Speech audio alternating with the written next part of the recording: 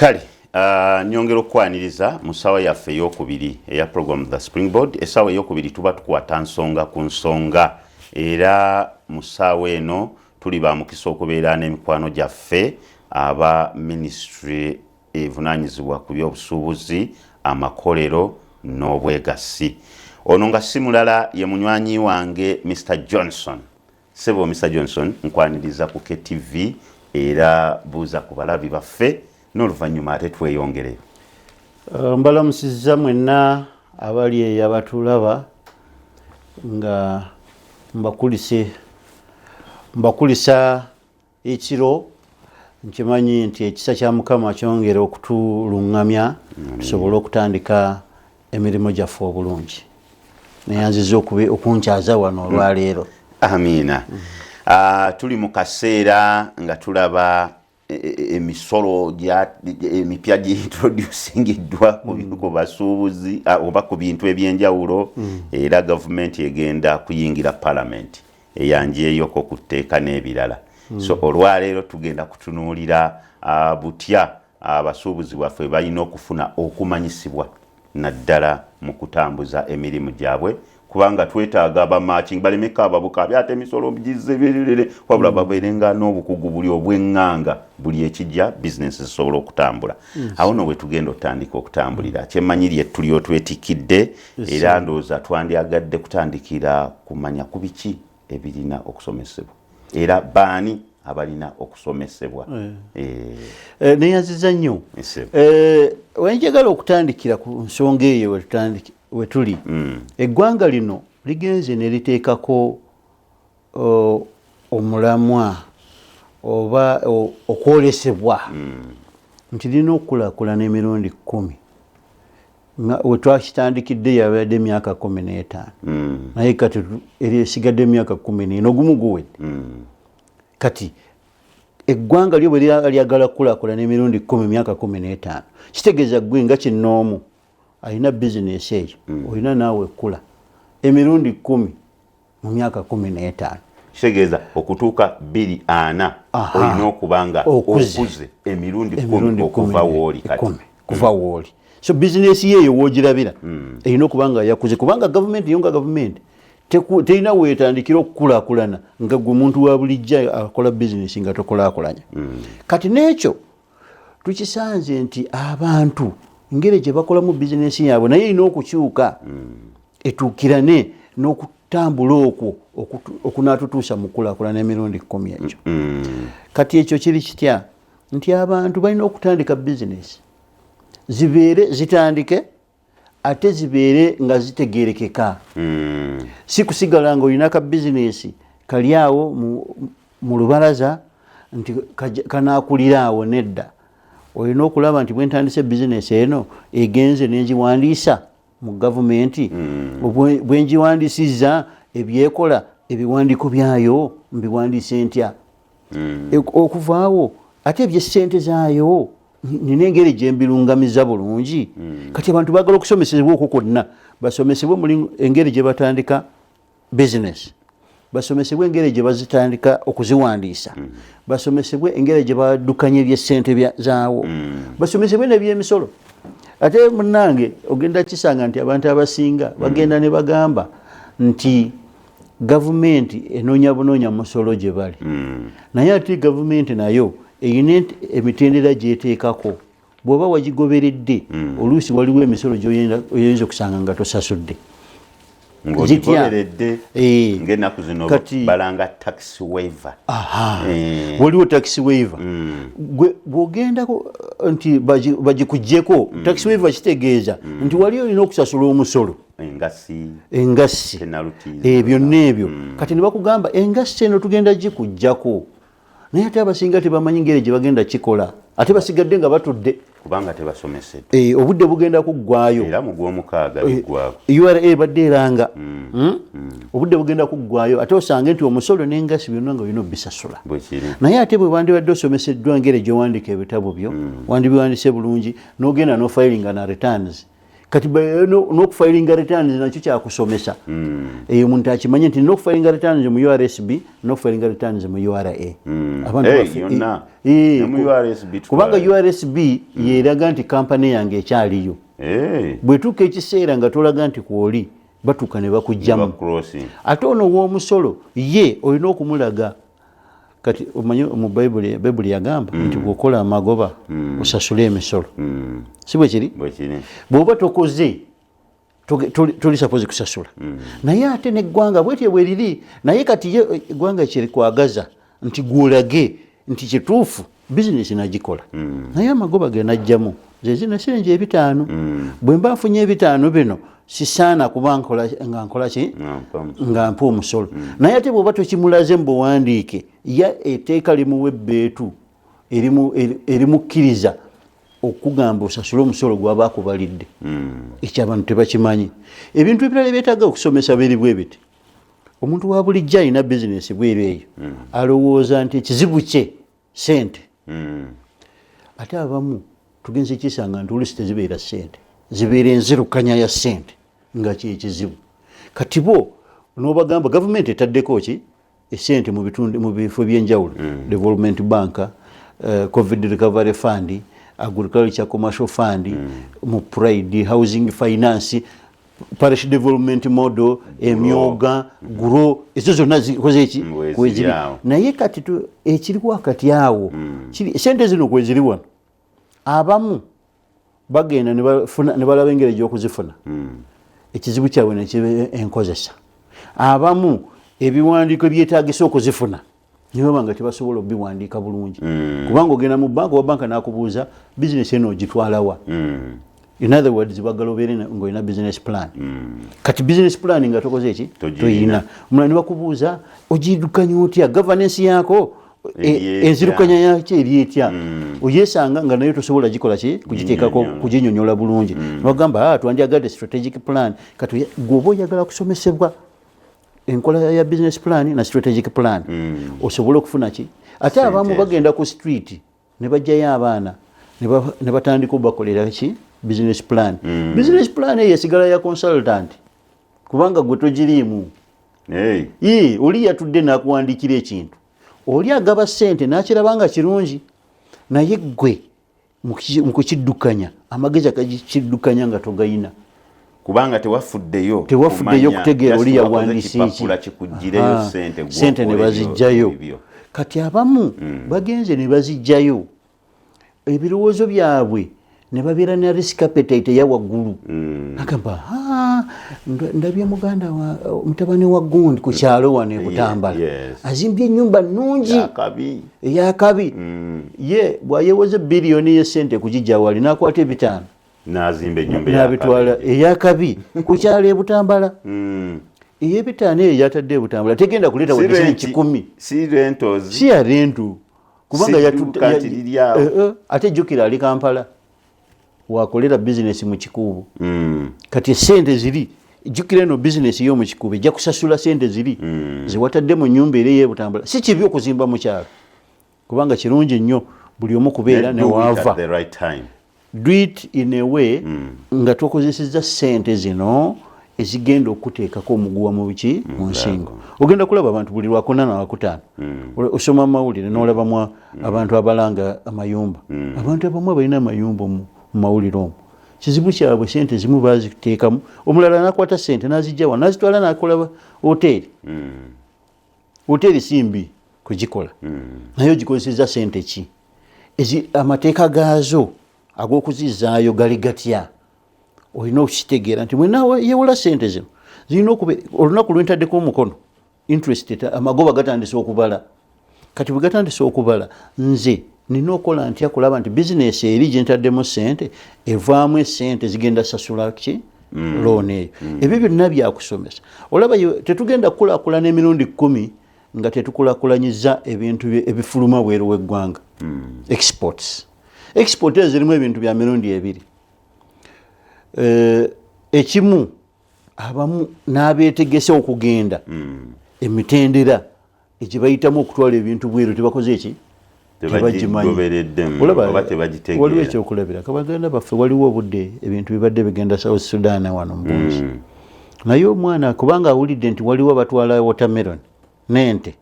ye n'agenda eruka yanagula efuso ya watermelon n'apangisa fuso nti agenda Juba tagendangayo tamanyi security system weziri talina gwamanyi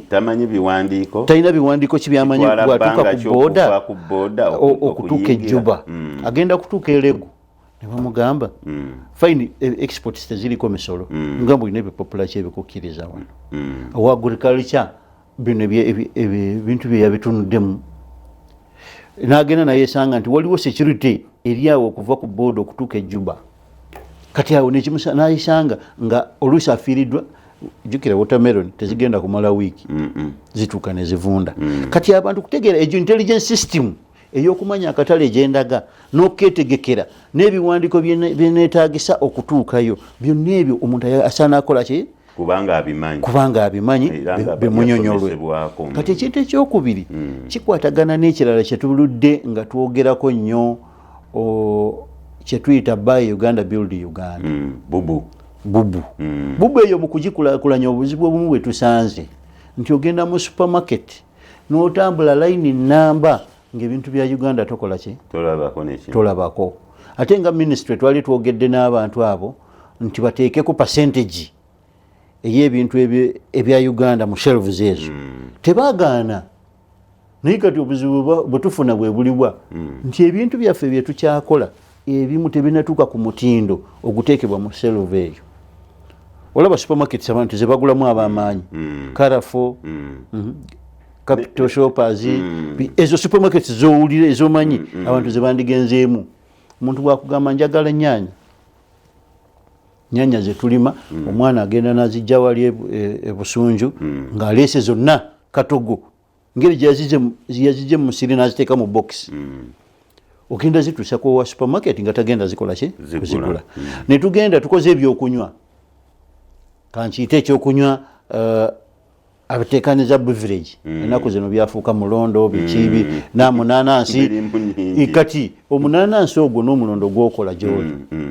tosobodde gufunira standard mark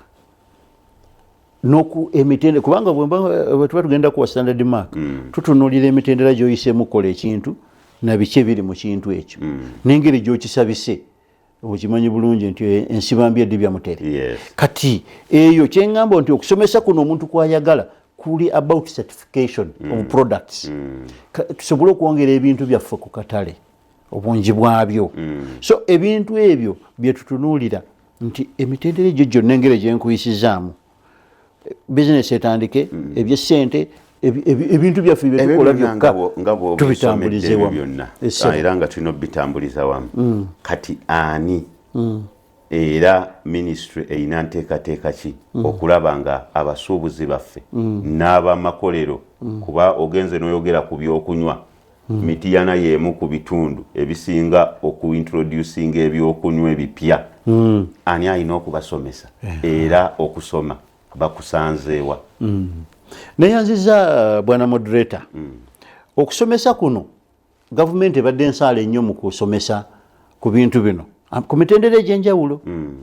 ministry ey'obusuubuzi amakolero n'obwegassi y'emu ku ezo ezitwala ezekulembera mu kusomesa kuno nga tukozesa abatuyita ba commercial officers kubanga ku ministry tetuyinza kumalayo eggwanga lyonna tuli batini departments zetuyina abantu baawo betuyina tebamala genda buli wamu naye buli district kutukira ddala ku town council waliwo omuntu gwe bayita commercial officer gwomuntu ali eyo Mityana Mubende Kalangala olina omuntu gwe bayita commercial officer yatandikirwako ekyo kimu tulina ministries endala nga ministry of gender ministry of agriculture kati ekyo tugende ku commercial officer oyo sebo ayina schedule esomesa abantu obanze awulira nti nina obwetaavu obw'okumanya buti ebintu byange binootama nze nina ogenda mu ofiisi ye kati ako ke namba 2 ke mbadde njagala gendako kali bwe kati nti tusanze abantu bweru eyo waliwo omwamanyi nti njagala kusomesebwa ku kino waliwo omulala yakwata kikwate nti nze njagala record keeping nalowooza ebyesente byonna abikoze eki abimazeeyo. Waliwo omulala abuulirwa bubuulirwa, olaba NGOs zino bwe zibaddemu zijja ne zibagamba nti tugenda basomesa, ne bajja ne babasomesa record keeping, ne babasomesaako kye babasomesezza enterprise selection, ne mumanya nti kati ku byobulimi kati nze nakoze eki nasomeseddwa neemala. Kati waliwo ango bbiri oba ssatu. Esooka waliwo eyo commerce officer bw'abeera ne schedule naffe ku ministry waliwo bwe tugamba tugenda agenda mu kitundu bwe kito, commerce officer tutegekera abantu bano oba bali mu byo obugagga bw'omu ttaka oba bali mu bya value addition, kwongera ku mutindo ku birime byabwe, betwagala okwogera nabo. Kati eyo eri supply driven, nti tuyize nti ffe abasazeemu ne bagamba kino kye tugenda okusomesaako. Bwe tuba twagenze e Kayunga nti ku luno tugenda somesa abantu ngeri gye batandikamu business, engeri gye baleeta ebirowoozo okuyiiya n'okuziwandiisa, ne tukwatagana URSB ne tubeerawo ne bawandiisa companies zaabwe, ekyo ne tumanya nti kikoze eki musinziira mu bitundu ekyo. Olunaku olulala tuyinza okugamba abantu bano tulabye nnyo statistics etulaga nti abantu emityana bali kukola bongera omutindo ku nsujju, bakoze wine, bakoze buno bwe basiika obwana obubeera mu nsujju obwo obunkwaki, naye tugende tubasomese ku standards. Kati ekyo ne kiva gye tuli okukola ki okugenda. Naye ate waliwo ekirala ekiva ku bantu abo bananyine business ne bagamba tukole ki, twetaaga omusomo. Kati ogwo ne bagusaba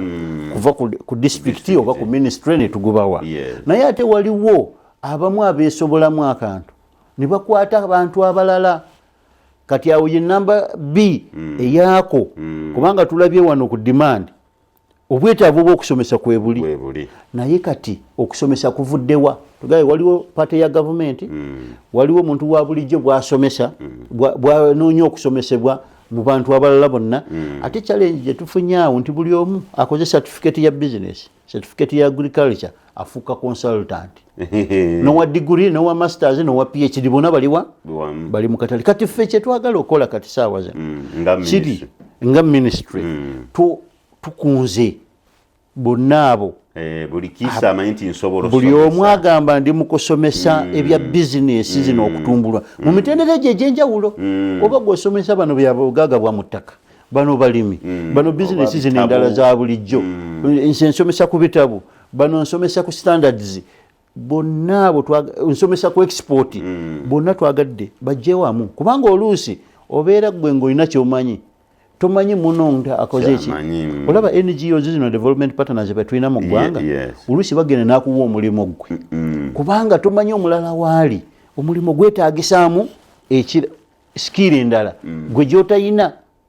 Kati n'otamanya abantu baliwa. Kati kye tusazeemu okubagamba kiri katubakunge bakola association, bave mu association obwo obw'enjawulo obutirivu ne bajja awamu tukola ambuleera emu. Ambuleera eyo bagitandise tugiyita Uganda Business Support Professionals Limited. Support Professionals Limited. Kubanga government created oba kati ffe nga ministry ekyaffe kya support. Kiringa bw'ogenda mu gundi bw'ogenda mu labor ward, omukyala ng'agenda kuzaala, midwife tabeera ki? Tabeera maama. Ayambako buyambi. Okusanyuka kwe nga gw'olina omwana azaaliddwa ng'akula bulungi, ne musinkana ne munyumya nga mwana we ali ki? Naffe kye tukola. Eggwanga lino kati gavumenti eyagala private sector led, oba nti abantu ba bulijjo beddukanyiza ebintu byabwe. So ekyaffe kibadde kyakuba wamu magazi nti ekintu kino kyetaagisa.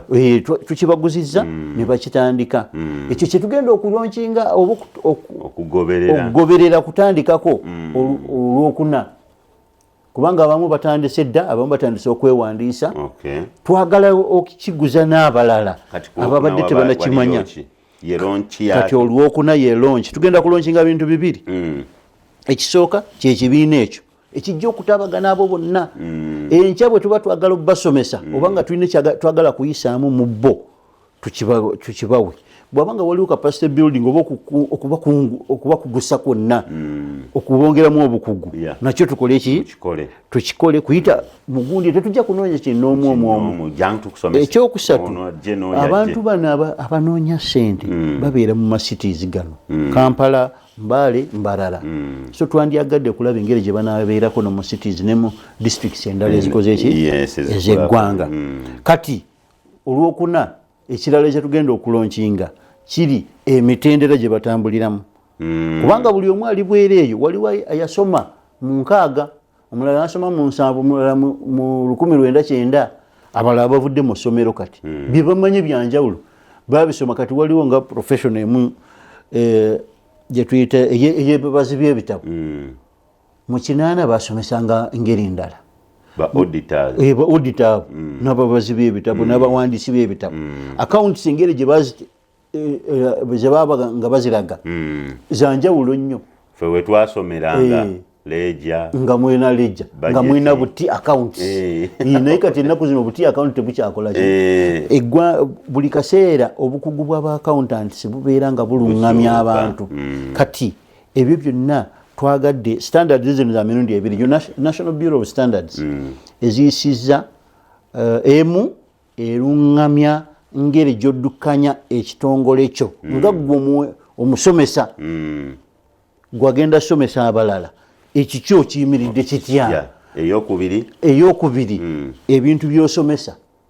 erina okubiruŋŋamya so ezo ze standards ebbiri ezo tugenda kwongera tuzinnyonnyoke bulungi nnyo mu kitundu kyaffe ekyo kiddako bwe tumaliriza okukola ku ssente mutukkirize tuwumulemu katono nkyali ne Mr. Johnson okutulaba atugoberera ku Kingdom Media app nga bwali ne mu kibiina tekinologi hanyuma ennaku zino okanya kulaba ticha awogana nnyo omanyi bw'oteeka ebintu mumatu saidi owogana oyogera waggulu ticha ayogerera waggulu kumba okutu okumu kulimu KTV si kibi webale kutugoberera bulungi naawe omulala neyandyagadde otugoberera ng'oyagala kuviira TV yo munnange no genda ku ssimu yo okwo Play Store teekamu Kingdom Media app ojja gidownloadinga erimu bingi ebijja okumalako stress KTV mweri Kyenda Musatu Kingdom FM mweri Focus TV wetuyitira okulaba nga tumanya okwongera okunyonnyoka enjiri y'omulabirizi Dr. David ne Pastor Cindy Kiganda n'abasumba bonna Kingdom Media app ebirina abaagala okudduukirira emirimu gya Mukama Katonda osobola okuyitawo ku Kingdom Media app nosobola munango okugidduukirira obujulizi nabwo tusobola okubuyisizaakaawo ne twongera munango okubeera nga ate tuli batuufu era baluŋŋamu mu maaso ga Mukama Katonda nkyagendera ddala mu maaso mu ddakiika zino ezibulayo entonotono nga 15 ate twongera okunnyonnyoka biki ministry eya trade byetuleetedde nga ebiyisa mu Mr. Johnson awo no tutambula tubadde tutuuka ku mitendera emitendera egigobererwa mu sectors zonna emitendera gireesa obuzibu egigobererwa mugenda kukikola mutya nga ministry okulaba nga abantu bakipinga bagoberera emitendera egyo wakati nga mwagala bongera okuboostinga business zaabwe neyanziza ekisooka twagala kwongerayo okusomesa nti abantu balina okusoma ebiseera ebisinga tutandika business ne tutanoonyereza biki ebyo ebinaatumbula bizinesi zaffe kati ffe bye tusobodde okulaba n'ebirala bye tugenda okujja mu bantu tulina okulaba nti twongedde okubisomesa abantu babitegeere n'emitendera gino twongere gisomesa abantu tukimanye bulungi nti waliwo buli bw'oba oyogera ekintu waliwo ekijja omulala emabega nekitatuukirira njagako ekyokulabirako oluusi tugenda ne tuwugamba abantu muwandise businesses munagamba mpandise bizinesi ow'omusolo ajja nkwate amanye bano ba local government bagenda kunzijjako ki license katono nnyo kwekusoomooza wanno naffe kwe tusanga ab'ebirango ogenda mu dduuka ng'oliraba lisaana okulanga ku KTV n'oligamba munnange nno langa teekayo akapande kale waakiri n'omukiina nako kale waakiri tunaakutumirako ndeka oyagala ab'omusolo bandabe yewe ono nnanga ne bantegeera bankuba omusolo kati abantu batya okusoomoozebwa ne batatunuulira ebirungi ebinaavaamu obeera oli kumpi n'essomero ng'olinako otunda ebitabo otunda empapula otunda kyoka otunda ki n'otunuulira nti bwe naagenda okwewandiisa kijja kundeetera omusolo oba abantu okummanya nnyo ate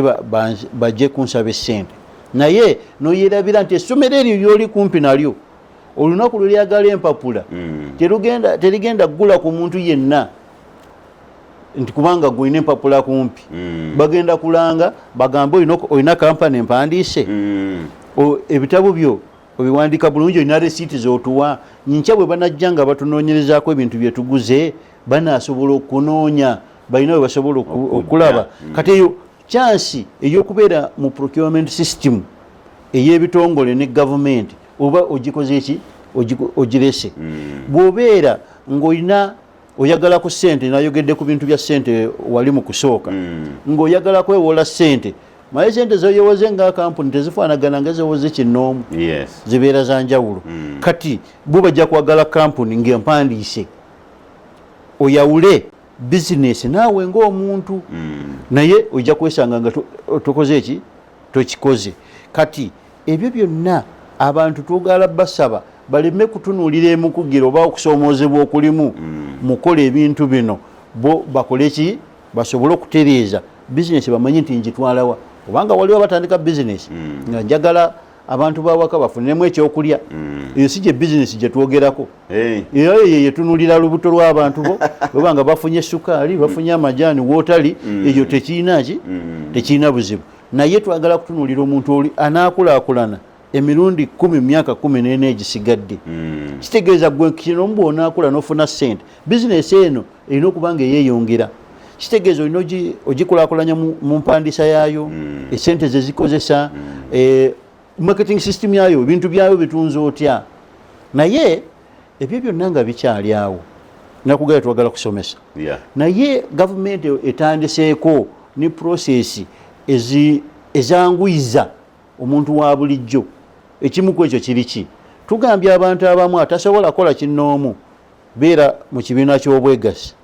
ekyo bakiwandikira ku Farmers House naye process zaakyo tugenze digito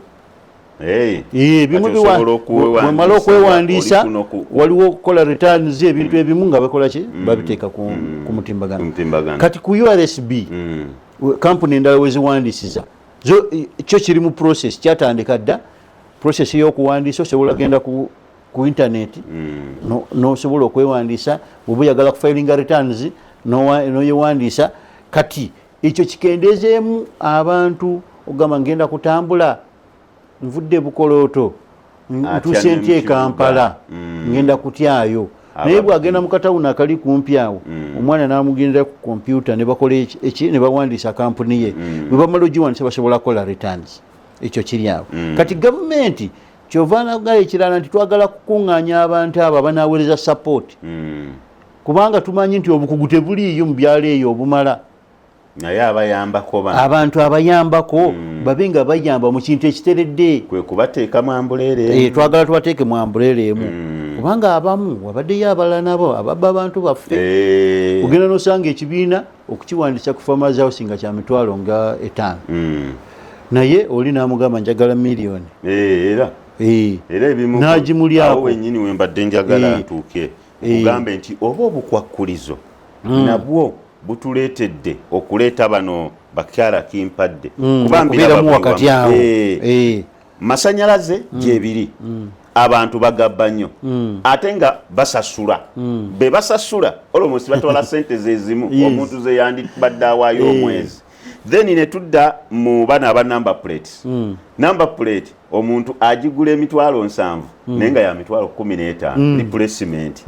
ogisanga ku mitwalo 15 empya miliyoni 1.5 naye ate nga ya mitwalo nga 7 ba middlemen bano lwaki ministries mulesewo ba middlemen okukaluubiriza embeera z'abantu ate nga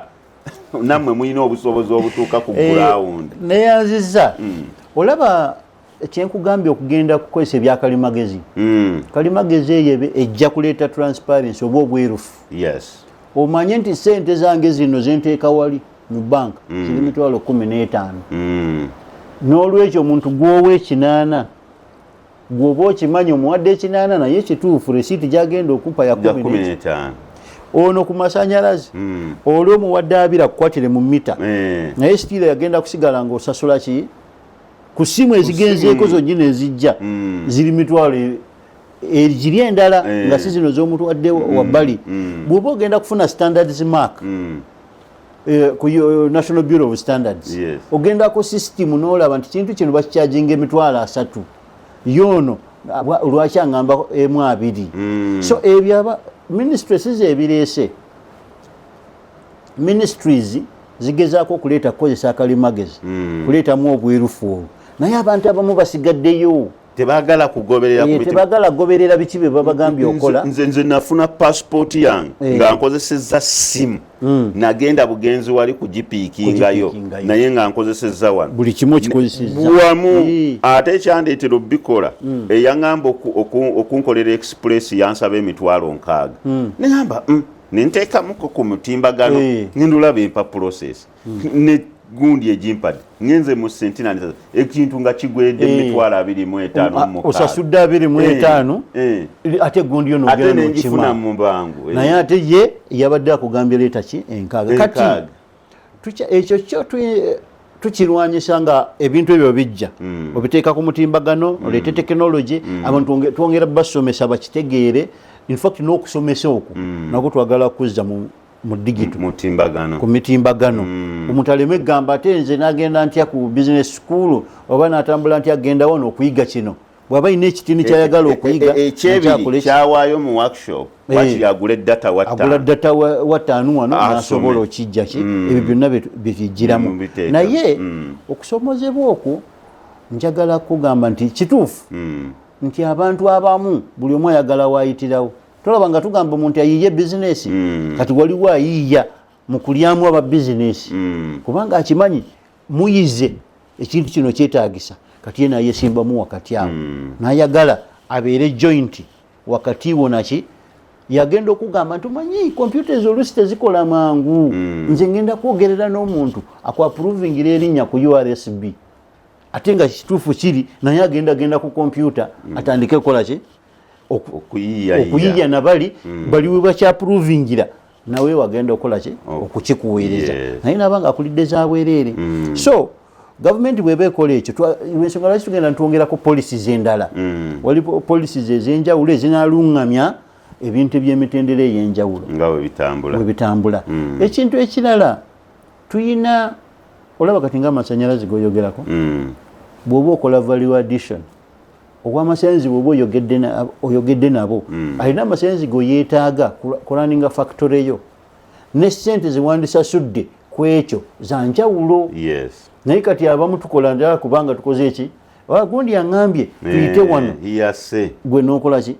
n'oyita so tuva twagala tukuluŋŋamya twagala nnyo amangu twagala nnyo ekinaatwanguya kituwadde obuzibu ekyokwagala amangu ako n'okudooginga nti tulina kye tuweta tetwagala kuluŋŋamya ebintu byaffe mbuteredde katugeze ngeri gye nkugambye za business plan zinaki okimanyi final ogenda kwagala kwewola ssente naye wano oyagala kukweka okwekereze wano kyokola omuntu atagenda kutegeera bizinesi yo talina kyagenda kuweereza kuteekamu ssente ze kubanga akimanyi bw'oba tolina ensengeka nnungi ya bizinesi yo togenda kubeera naki na bizinesi enatambula nekulaakulana kubanga olwali kye batubuuza ng'eggwanga siri nti bizinesi eziri mu ggwanga muno zibaddeko zitya nga zankalakkalira ziggumidde zitya ate zigenze zitya mu competition okubeera competitive so lwensonga lwaki twagala tukole ku demand ne supply side tumanye ani ayagala okusomesebwa ate ani anaasomesa ate tuteekeko emitendera ekoze eki eteredde akadde ensigaza dakiika 4 weeyambiseeko 2 tunnyonnyole bulungi nnyo n'oyo eyakatwegattako kiki ekigenda obaawo ku Lwokuna akitegeere bulungi then 2 ziri nina akabuuzo kange katono njaka kubuuza njagadde kuwunzika bwe nti 1 Ministry of Trade ng'ekwataganye ne Private Sector Foundation, African Management Institute, Uganda Business Support Program, UNBS, ne Ministry of Finance. Tubadde mu mulimu guno tukoze emitendera gye tugenda okulaunchinga olwokuna standards 2 emu ekwata ku institution ewa BDS n'endala services za BDS ngere gye ziri. Olwokuna lwolumu ennaku nga 26 tugenda kulauncinga association eyaba BDS providers abo abasomesa ebyokutumbula business si abagabi ba ssente abasomesa ebyokutumbula ki business kigenda kubeera ku Imperial Royal kutandika saawa 2 eri hafudde tetwagala kubeeza abantu manye abantu aba business toyina balira obudde buwanvu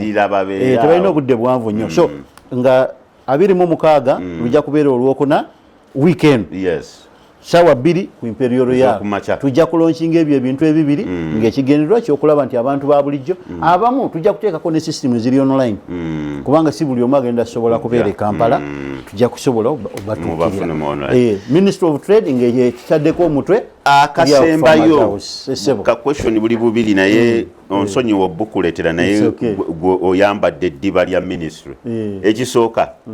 abantu abatundira ku nguudo n'aba mu maduuka awo n'abasigadde ministry ebavunaanyizibwako nabo bagwa mu doketi yammwe oluusi kituufu twaliwo obusuubuzi amakolero n'ebyobwegassi lwaki ministry nga ministry tetugiraba nnyo tuwulira nnyo KCCA enforcement police KCCA enforcement police ministry ya trade yo lwaki esirisa ministry ya trade yekola the policy framework tulina okubeera ne trade order ebintu ebyo biwulidde biri Mbale biri Masindi buli wamu kati buli wamu trade order kubanga abantu babadde mabegaawo nga bagimenye buli wamu bw'obeera n'edduuka ng'oli munda wano omuntu n'akuleetako ebintu ku mulyango olina ennyumba yo omuntu si gwe omupangisizza najja n'ateekamu ka kiyosiki wakati wano oluusi kiba kikola ki kikendeezo n'abalala baazimba emyala gy'amazzi ne bateekawo business ministry yo evunaanyizibwa ku byobusuubuzi ne trade order yonna naye yebeera ku police level zino local governments ze zirina okukola be balina okwenforcinga ki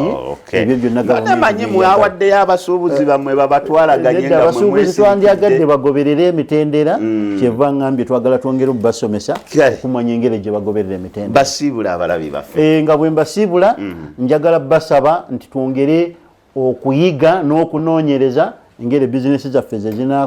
kulaakulanamu ate nva ku ministry ey'obusuubuzi amakolero n'ebyobwegassi ku farmers house awo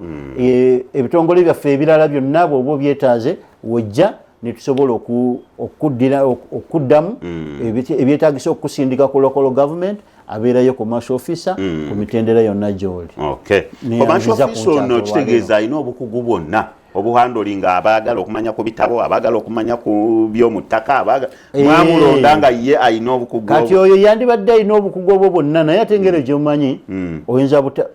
tali yekka abeerako n'abaofisi abalala ono wa bitabo ono wa byabwegassi ono wa birala ate ekirala kyetwagala okukola mu process eno kiri ky'okukwata owa community development owa agriculture owa business development